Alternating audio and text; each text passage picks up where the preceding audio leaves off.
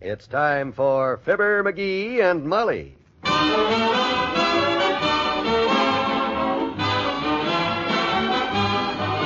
Sundays through Thursdays, NBC brings you Fibber, McGee, and Molly transcribed. The show is written by Phil Leslie and Ralph Goodman and directed by Max Hutto.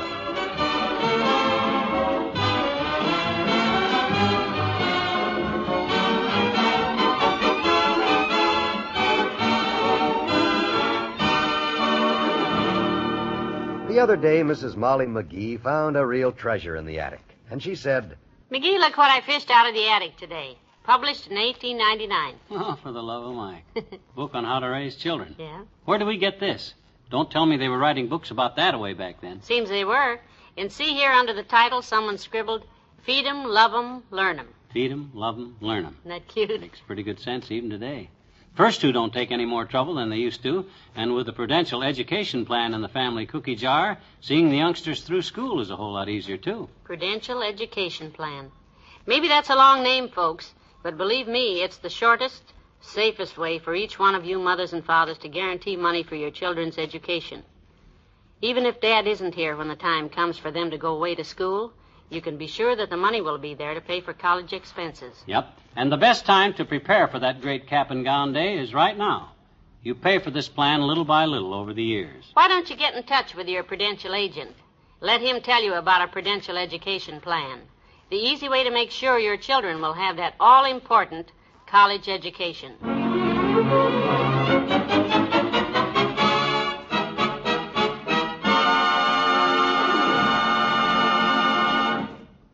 if you're in downtown Wistful Vista at lunchtime, the place to go is Walt's Malt Shop at 14th and Oak.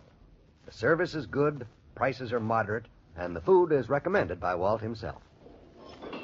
Order, burger on a bun, hold the onions. Hurry our order, will you, Cora? I'm starving. You're always starving, Doc. My gosh, the look you give a hamburger sandwich is the exact same look I saw Clark Gable give Ava Gardner in that Magombo picture. Well, unlike you, my boy, I work hard. I get hungry. Order, one burger, hold the lettuce, hold the chips, hold the relish, hold the pickles, hold the mustard. Hold the burger, he changed his mind.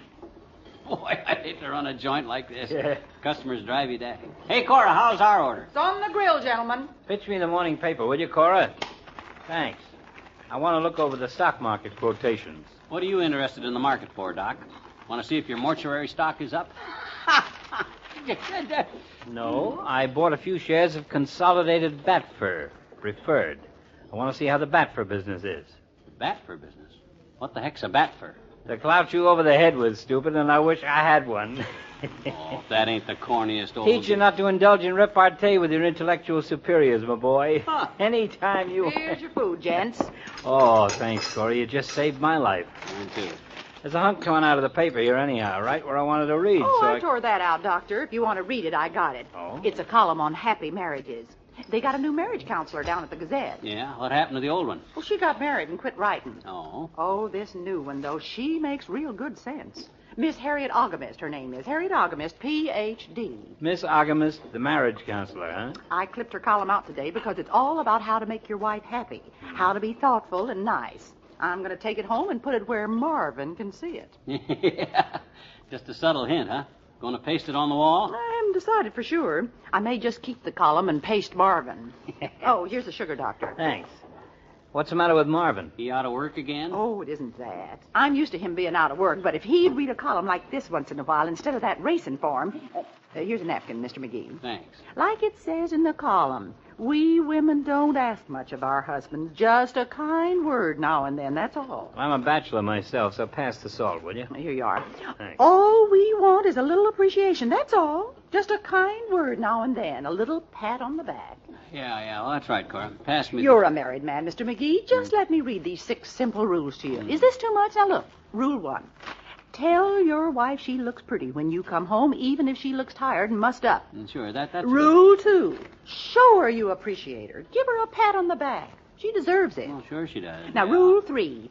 Smile when you come in. Don't forget she's had a hard day, too. She doesn't expect you to bring her a mink coat, but you can raise her temperature with a warm smile in any kind of weather. Oh, that's fine, Cora. Ain't it, Doc? That stuff is right, right? You don't have to stop eating, just nod your head. Certainly it's right. A lot of very good advice for a married man in that column, my boy. Pass the ketchup, will you? I don't know why I'm reading this stuff to you, Mr. McGee. Oh, you're probably very sweet and thoughtful to your wife. But oh, wait till I get home tonight and get a hold of that crumb Marvin. Well, I guess a lot of husbands When don't... I put Marvin's dinner on the table tonight, I'm going to give him one last chance. If he doesn't smile and give me a pat on the back, I'm going to give him a pat on the head with the flat side of the meat cleaver. Wow. I'll show. Hey, I got to get to work. Boy, she really poured it on, didn't she? That husband of hers must be a real clod. Yeah. You know, Doc, maybe Molly feels the same way about me. Only she just don't say anything. Oh. No, I mean it.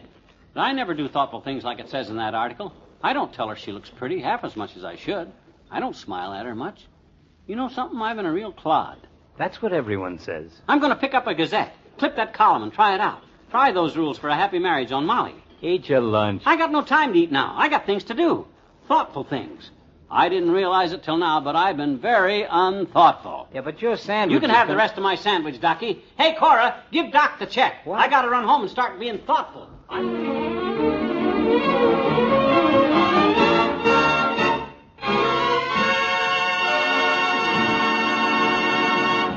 There's more fun with the McGees shortly. For many years, the fight against cancer was marked by a reluctance on the part of the public to discuss the subject openly and frankly. This attitude, however, has been changing in recent years, and progress is being made.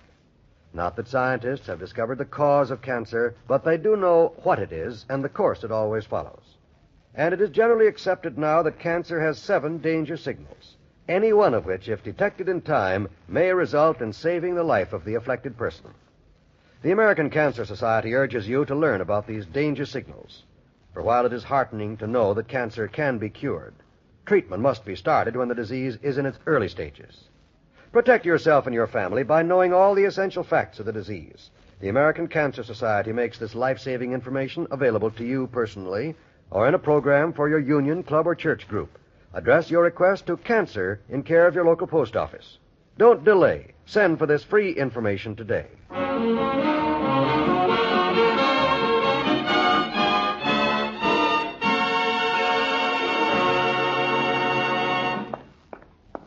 My gosh, this Gazette article makes a lot of sense, like Cora said. Women don't want mink coats. All they want is a smile, a pat on the back. Tell them they look pretty. Always be thoughtful and attentive. I've been overlooking that. I've been unthoughtful. Is that you, McGee? Yeah, hi, Molly. I'm in here in the living room, just looking over the news. You go right ahead and read. I'll be in there in a minute. Make sure I got all these points memorized first. I'll start with, tell her she looks pretty when you come home, even if she looks tired and mussed up. Then I'll give her a pat on the back. McGee? Huh? What are you doing?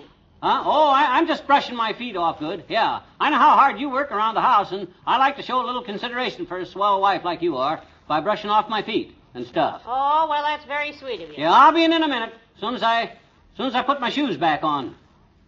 Well, here goes. Hi, kiddo. Well, hello. Where you been? Downtown. Had lunch with Doc Gamble. That's nice. Would you like part of the newspaper? Huh? Oh, yeah, thanks. Don't get up, Tootsie. I'll get it. You look very pretty today. Very pretty. Well, thank you, sir. Yes, sir. You look real pretty. I like that dress. This thing? Oh, it's just an old dress. I know, but there's something about you, kiddo. Old dresses just look good on you. I mean, you do something for an old dress. Oh? Well, now that you mention it, there is something I'd like to do for this one. Give it a pension. Well, it may be old, but on you it looks young. Yes, sir. You look real pretty. Well, do you want part of the paper, or are you just going to stand there? Oh, sure. Thanks. So far, so good. Now let's see what's next. Oh, yeah. Pat her on the back for something she did well today. Well, here goes.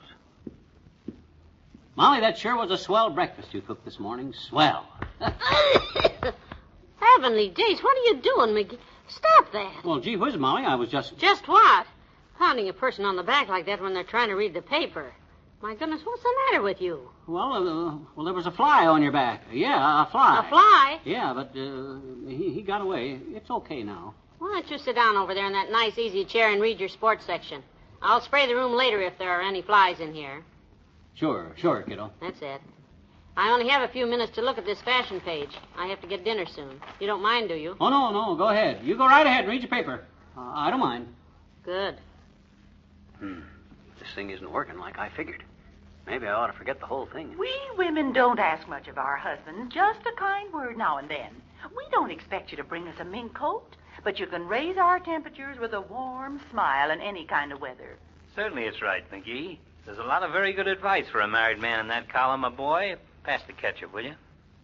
Well, if Doc and Cora both agree, I guess I'll give this thing another try. Now, let's see what's next. Oh, yeah. Smile when you come home. Remember, she's had a hard day. Well, here goes. McGee, what are you grinning at? Hmm?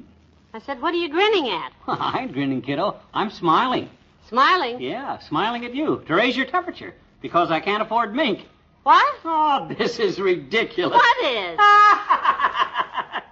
This whole thing. What whole thing? McGee, what are you laughing at?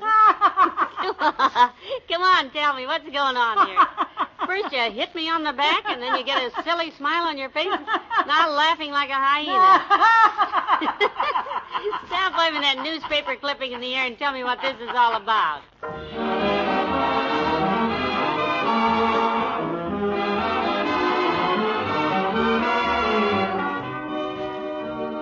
We'll say goodnight to Fibber and Molly in a moment. Open the cupboard of any busy house and you'll see it stocked on the shelf. Jell-O Instant Pudding, the busy day dessert. And is it any wonder? This is the dessert there's always time to make, no matter how busy you are. The dessert you can make at the very last minute, no matter how late it is. The dessert the children can make for you, all in the wink of an eye. Terrific new Jell-O Instant Pudding from the famous Jell-O folks. Listen to how quick and easy it is. You simply add it to cold milk and beat it up, and that's all. It's ready to eat almost at once. Creamy, nourishing, delicious, a perfect homemade dessert. Your first spoonful will give you the word that no other instant pudding under the sun could ever be quite the same. Try Jell-O Instant Pudding. Buy Jell-O Instant Pudding, a great big supply. For busy days, busy days, it's Jell-O Instant Pudding, the busy day dessert.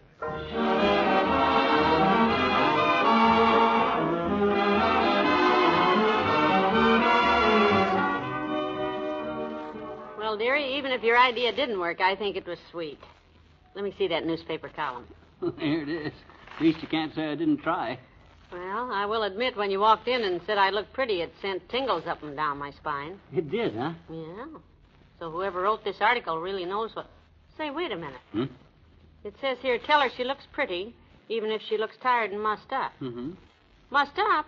You mean I really don't look pretty? You just said that to... Oh, now, kiddo, that's just... How many times have you done that, McGee? Said I look pretty when I didn't at all. Well, I just... Now, I appreciate attention and thoughtfulness as much as anyone, but I don't want to go walking around downtown with my hat on crooked or a rip in my hem. Good night. Or my slip showing just because you won't tell me. I mean, after all... Good night. Oh. Good night, all.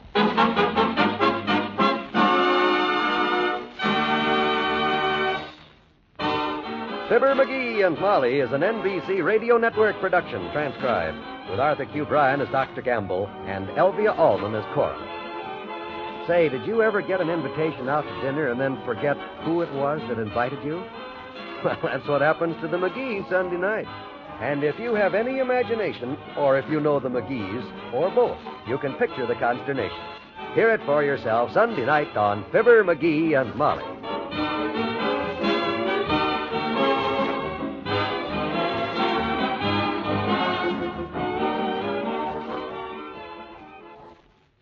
Your favorite songstress, Dinah Shore, returns Wednesday on the NBC Radio Network.